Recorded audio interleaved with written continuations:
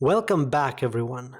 The Council of Elders is the third boss encounter in the Throne of Thunder. We have a written guide for this boss that you can also check out for more details. The link is in the description. You will need 2 tanks for this fight, but the number of healers is up to personal preference. 2 or 3 healers in 10 man and between 5 and 7 in 25 man are all viable options. This is a single phase fight during which you need to defeat 4 trolls: Frost King Malakk, Kazra'jin, Sul the Sandcrawler, and High Priestess Marley. You will have to fight all 4 trolls at the same time, and they do not share health. The most important aspect of the fight is that one of the 4 trolls will always be empowered, meaning that it gains 1 or more abilities, and after a bit more than a minute it begins casting Dark Power, which deals increasing raid-wide damage. A troll remains empowered until you remove 25% of their health. When this happens, that troll receives a stack of Lingering Presence, which causes them to deal increased damage until the end of the fight and to start casting Dark Power sooner at the next empowerment. Then a new troll gets empowered. This cycle continues until all trolls are dead. Note that the remaining trolls are not healed to full health when one of them dies. It may look as if you will always need to focus on the troll that is empowered, but this is not true. You have a lot of time to break an empowerment. Even after a troll starts casting Dark Power, the damage will be manageable for a while. So, while you want to break the empowerments in time, you should focus all the extra DPS on the non-empowered trolls, so that the one you have the most trouble with dies first. For most raid groups, it will be Sul the Sandcrawler, who uses a very annoying ability when empowered. So, let's look at what each of the trolls does and how you should handle them. First, out of the 4 trolls, only 3 need tanking.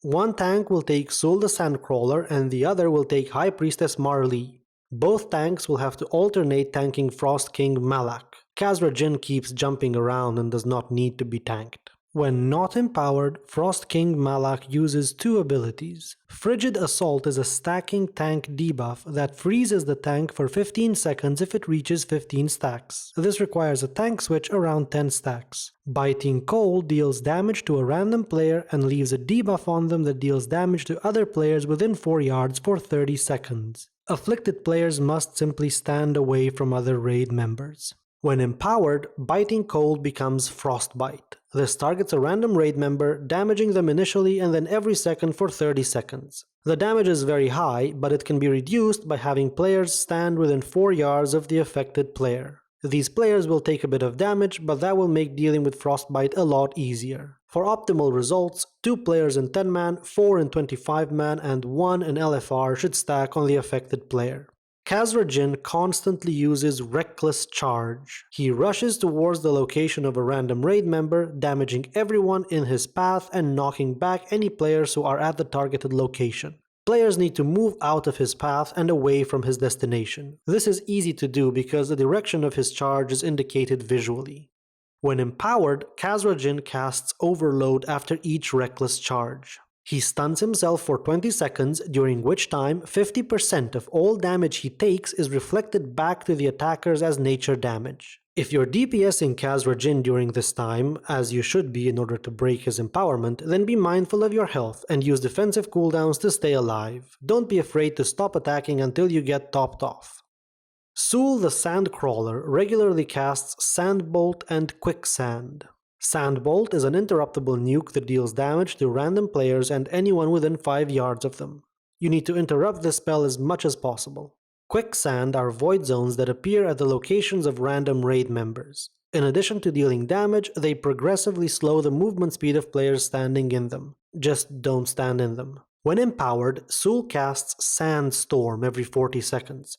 This transforms each Quicksand pool into an add called a Living Sand. These adds attack their target with a powerful melee attack and, on dying, leave behind a Quicksand void zone.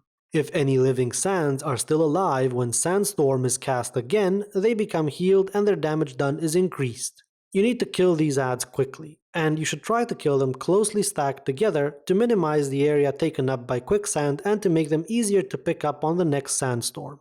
When not empowered, High Priestess Marley uses 2 abilities. Wrath of the Loa is an interruptible nuke that she spams, which needs to be interrupted as much as possible. She also creates Blessed Loa spirits with regularity.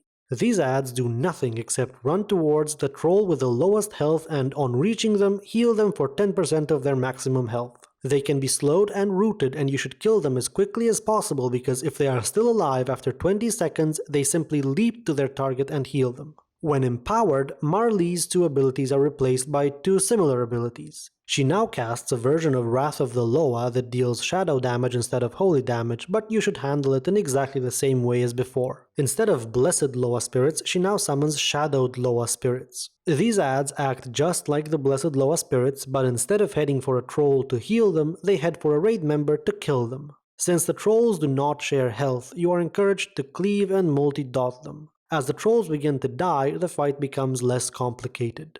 To sum things up, focus on the empowered troll, but remember that you have about 1 minute before they start casting dark power, so take your time and do not hesitate to deal damage to the other trolls. Remain spread out, it will make it easier to deal with many of the boss's abilities. Interrupt as many casts of Wrath of the Loa and Sandbolt as you can.